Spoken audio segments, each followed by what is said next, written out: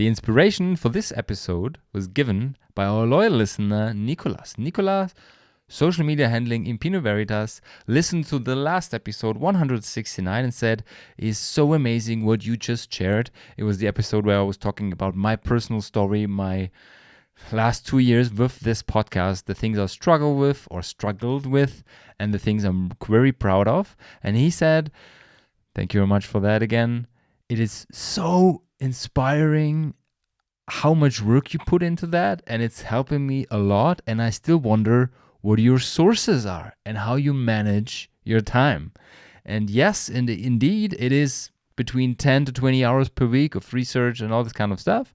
And of course, I got better in that. And there is so many sources where I get my information from that I decided to share my biggest sources with you. And surprise, surprise, it's not only podcasts, it's not only newsletters, there's some other sources. You might be surprised what is also in there. So let's dive directly into this episode.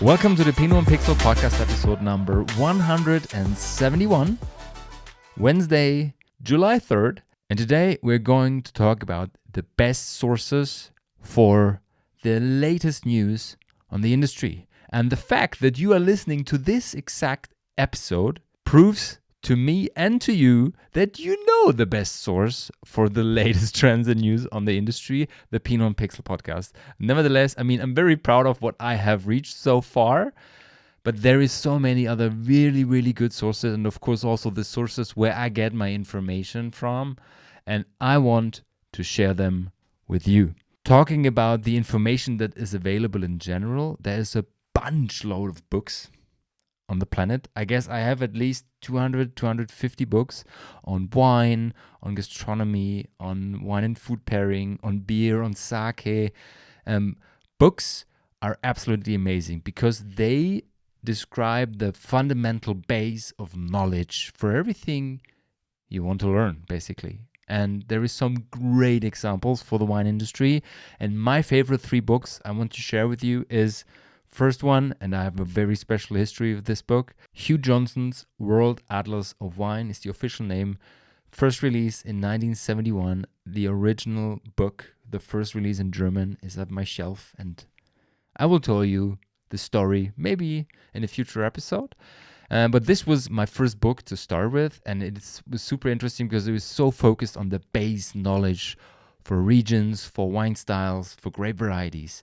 And of course, another really, really good source is the Oxford Wine Companion by Jeddah wine master Jancis Robinson. It's the book, guys. It's the Bible, talking about wine knowledge in general. And I would say the latest book that kind of upcycle this in also a more modern way is Wine Folly's Master Wine Guide. And those are my 3 go-to sources talking about general wine knowledge. And because Madeleine Poquet of Wine Folly really manages to put wine and wine news and wine knowledge into a different perspective. It's modern, it's attractive, it's exciting, and she started the whole movement of getting wine less snobby and more interesting, especially for younger people. And I bought the book several years ago, and it's still also the graphics, the design, everything. It's just cool, guys. So if you want to have this fundamental knowledge, those 3 books, general books, are my recommendation. And then there is hundreds of books if you want to get more if you want to get your personal deep dive. For example, I'm a big fan of England, of English wine, as you might have noticed. And there is several really good books. The 2 that I have in my mind, one is from Os Clarke, so one of the guys in the English wine industry, talking about still and sparkling wine. And the other one is from Ed Dallimore, who just visited, he visited over 200 vineyards and put this into one book. So this is my personal Bible traveling through England. Talking about Bordeaux, there's René Gabriel. He's, for me, the guy in Bordeaux. Different perspective and not focused on just the Parker wineries left bank, right bank. Of course, he has his favorite wineries, but who hasn't? I mean, but I grew up with him and I grew my Bordeaux knowledge with him over, I would say, 10 to 15 tastings I had with him. And those were tastings that were quite expensive. And once a year, I saved all my money just to have this one Bordeaux tasting with René Gabriel, usually in November. Between 2016 and 2020 or so, 500 to 1,000 euro just to have this one specific Bordeaux event with him, to listen to him, listening to the stories, experiencing great wines in a vertical tasting. For me, super interesting. But this is your personal choice, and it's good knowledge, it's steady knowledge, and of course it's not the latest information you usually get through those sources. And talking about the latest news, if you want to stay up to date, this is also the reason why I started this podcast, because I mean, there's a bunch load of books, there's cool people, but how do I know what happened the last 2 to 3 weeks in the industry? There is no book available, of course. And the sources you might think of are newsletters and maybe today podcasts. But there is some more I would like to share with you. But let's start with newspapers. Newspapers, and I'm talking about print and online versions, are a very good source if you want to stay up to date what is going on, especially in the broader market. Why that? Let's take newspapers, the big ones, such as The Guardian in England, or the New York Times, the LA Times, San Francisco Chronicle, or in Germany, the FAZ.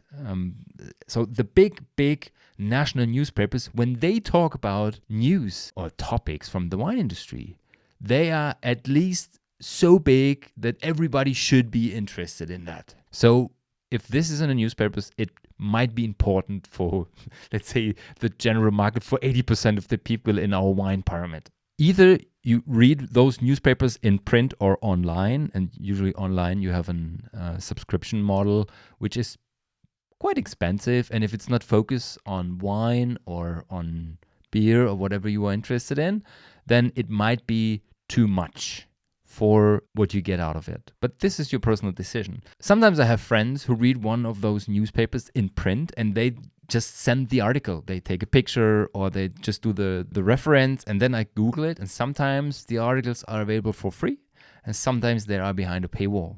And sometimes you can have there is some tricks you can use to get behind a paywall with, I don't know, it's some nerdy stuff, but yeah, maybe I'll do an extra episode on that, but sometimes it's possible and sometimes it's not. It's the same with Statista. Sometimes I use Statista links for my podcast, and then you realize sometimes it's open for everyone, and 10 minutes later, refreshing the page is behind a paywall. I don't get it, guys. But what I wanted to say is there is newspapers in print and online, and later we're going to talk about Google Alerts, and there is everything in it. This is at the end of this episode. So newspapers are a good source. My favorite, because I'm a video audio guy, my favorite source is podcasts. And I would like to share with you my best podcasts. There is hundreds of wine podcasts, guys. And talking about what you are interested in, it usually depends on, of course, the topic, the guests, and of course also on the host. So if you like a person or not, then you decide if you want to listen to a podcast or you're just not interested. And I will focus on the podcast where I would say, no matter if I'm a super fan of the host or not, the content is so interesting that I definitely keep on listening. And I would like to start with X-Chateau. X-Chateau Wine Podcast. I don't know how many episodes they have already produced, but it's hosted by Robert Wernick and Peter Young.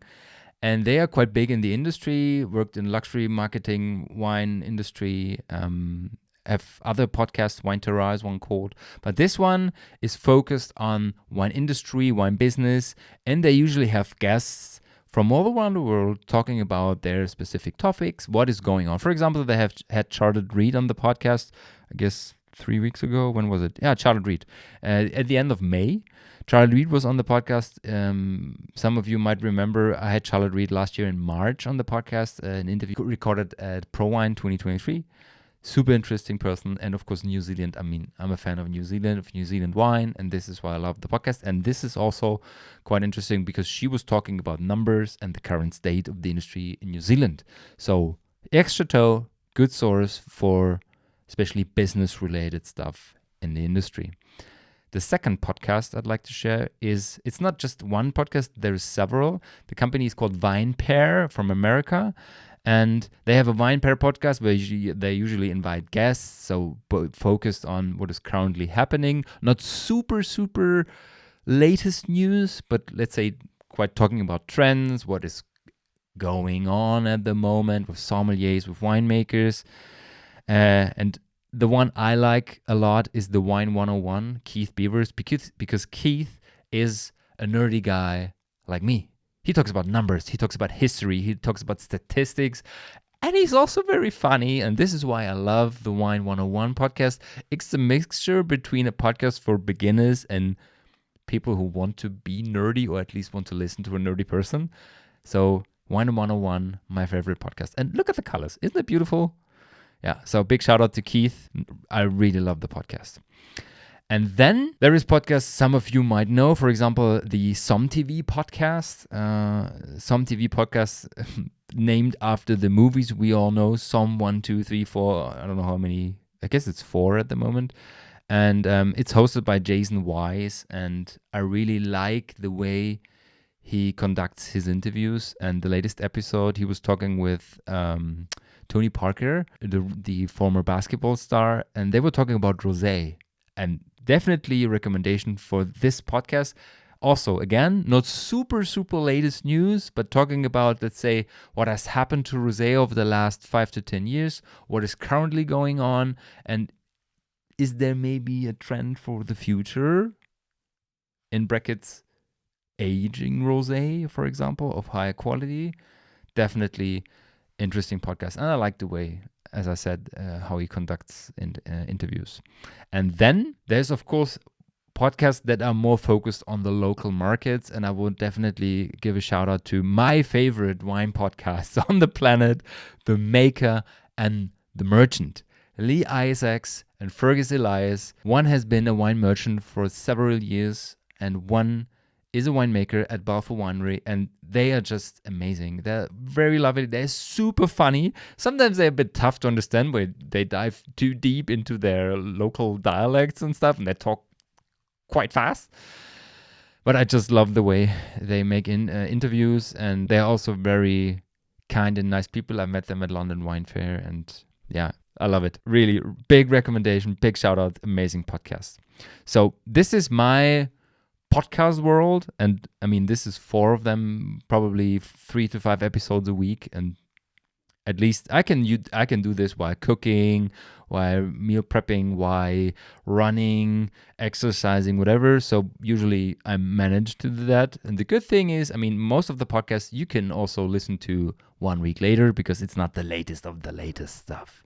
But talking about the latest news, what do you expect? I mean, this source is newsletters. And I read between 40 to 60 newsletters a week.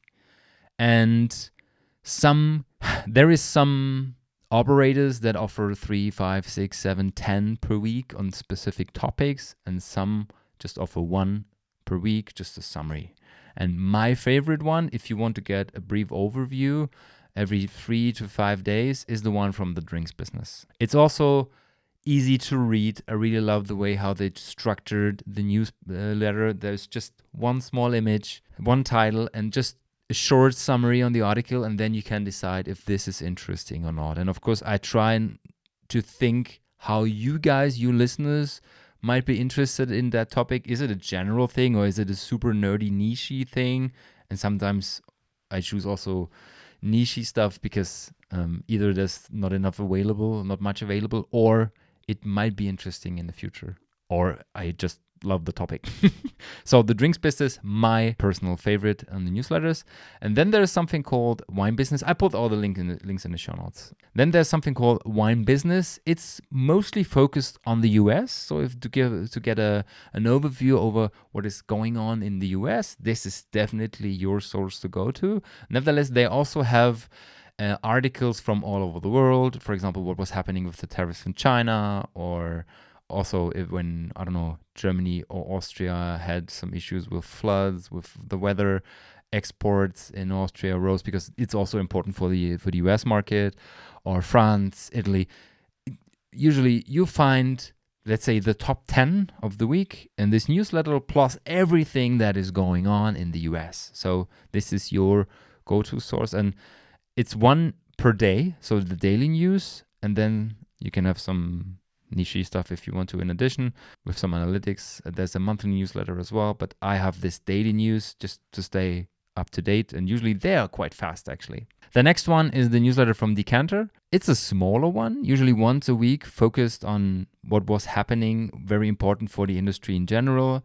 Sometimes there's also some advertisement in it, but I mean, just skip that, whatever. Also super interesting. And who is watching right now, I mean, you can see the prices over here, but it's not about prices. You can subscribe for the newsletter for free, basically. You just need to log in. The next one, quite big, mostly focused on European market, is Meininger. Meiningers International. There's an international newsletter, usually edited by Robert Joseph and Anja Zimmer, the chief editors. And there is a German version as well. Sometimes it's focused on the German market. Sometimes it's a mix between the German and the English one. So if you are from Germany, the German newsletter might also be an interesting thing for you. Usually it's a bit shorter. There's one section, it's called The Devil's Advocate, where Robert Josephs talks about current issues in the industry and his personal opinion. And I like this critical view he has on some points, on some topics. Sometimes a bit over the top, but I guess it's also because of course he wants to trigger, and I like the style, definitely. So also good recommendation. And then for all the nerds out there, of course, my favorite go-to source, IWSR, Drinks Market Analysis. Usually there's a newsletter twice a week with 1 or 2 studies. The no and low is included, spirits are included, wine, beer, everything about drinks. Your go-to source for really good insights based usually on statistics, on studies. Then of course you have Statista in general, just browsing what you're looking for. So those are the more nerdy ones. And then talking about, let's say, more market-focused ones, there is some I would just recommend because I'm interested in those countries or those regions. The first one is Great Wall of China.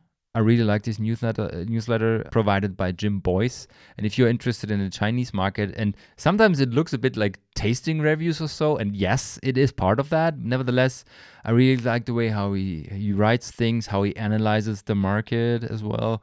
And I'm interested in the Chinese market as well because it's an interesting wine market, and also for beer and sake and spirits. So this newsletter, I like it. I like it a lot. And I put the link in the show notes as well. Then, of course, you have, depending on the regions you like, the newsletters, for example, New Zealand wine is just one example here. New Zealand wine growers, you have the newsletter from Italy, Wine News. It's a bit awkward because basically the website looks like programmed in 2005. And when you register for the newsletter, you can choose between Italian or English. And there is 3 or 4 in Italian and 1 in English. And I tried it 3 times, guys. I always say yes to English and no to the Italian ones, but I always get all of them. I don't know what is happening in the back end, but yes, I always get all of them. But I just delete the Italian ones and I read the English ones. And the English ones are really interesting because they are not only focused on the Italian market, on the domestic market, it's also focused on what Italy is heading towards in foreign countries, or how, for example, foreign markets see Italy.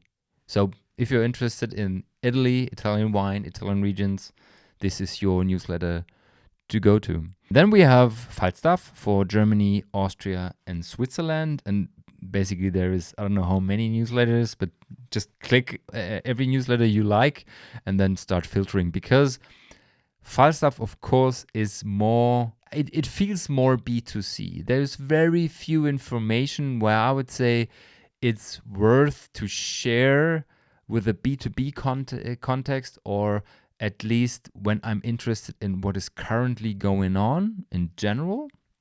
because it's more about the top 5 drinks of the year, the best Negronis, the best restaurants in this and that.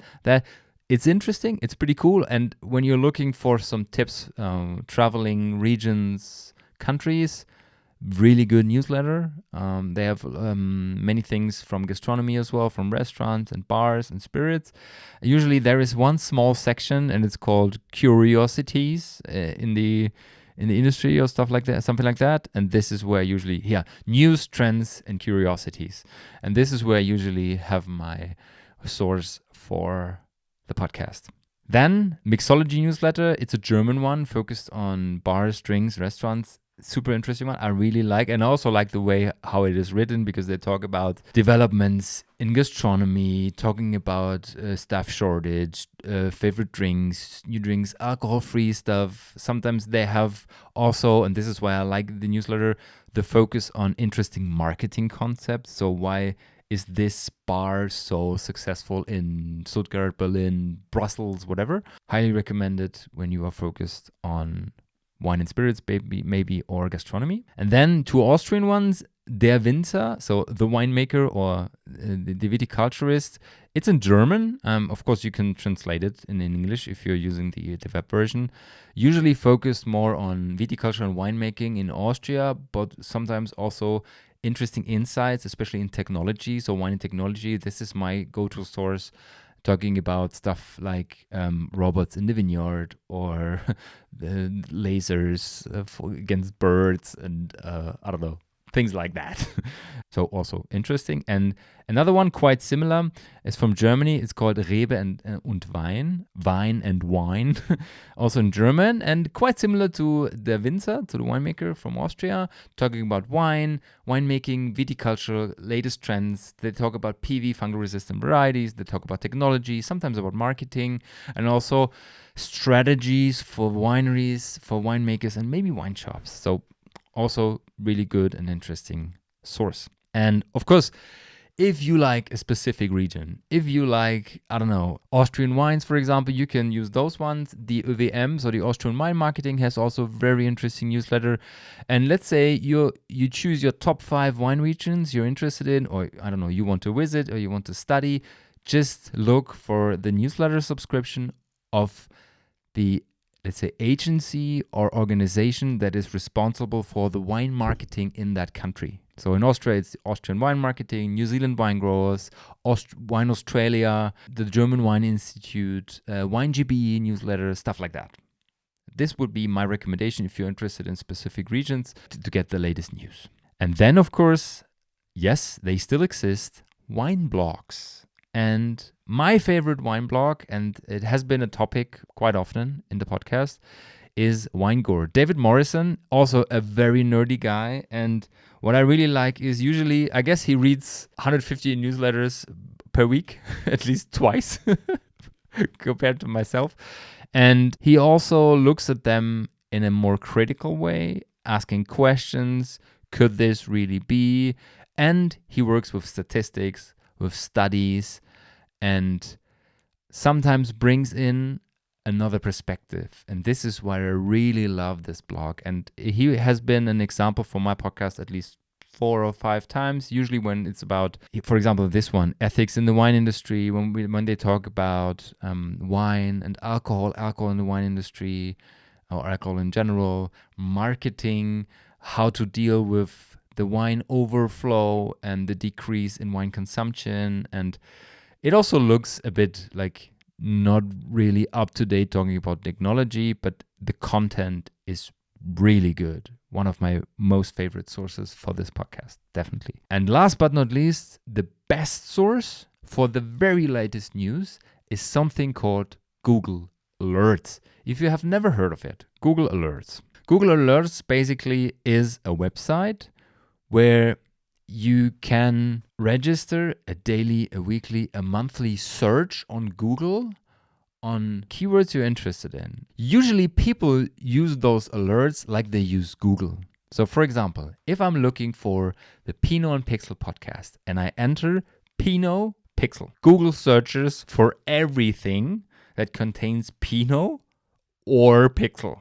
Imagine working with Google Alerts like with a formula in a math class. So let's say I'm looking for everything that contains Pinot and Pixel. And if you're a loyal listener of this podcast, you know that I usually write Pinot, the word Pinot, then the sign for the word and, that looks like an 8, and then Pixel. So if I want to look for this, I write down Pinot and Pixel, and I put it in quotation marks. And right now, it searches for Pinot and Pixel, and I get a message every single day in my inbox.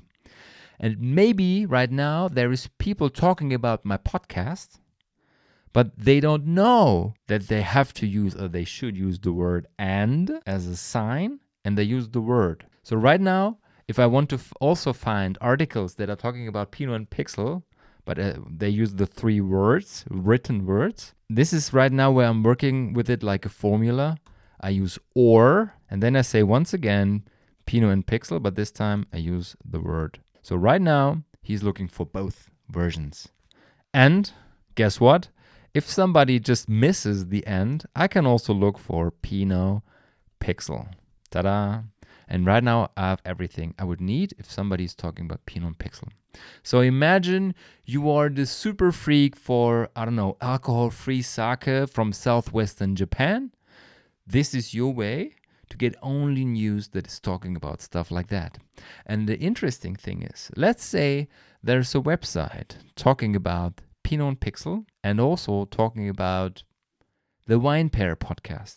And if I don't want to have this news, because I know they're always talking about both and I'm not interested, once again, like a formula, I say minus, the operator minus, because I want to exclude it. And then I say Wine Pair in quotations once again. If this is too nerdy for you just with the audio experience, I totally get that, guys. Sorry, this is more like the video experience, and I will stop right now. What I want to say is Google Alerts is a very, very powerful tool. I used the eBay search 20 years ago like that, and I got really good at it, and just read some explanations on that, some tutorials, and it's a very, very powerful tool to find what you're really looking for. And I have 2 Google Alerts per night on wine and beer, and 2 on alcohol-free. And usually it's between 20 to 30 articles, because if you're not using this formula and you're just writing down Pinot Pixel, you get hundreds of articles, and it's tough to filter. And it takes some time to get what you really need and what you're looking for, but really, this is a very, very powerful tool.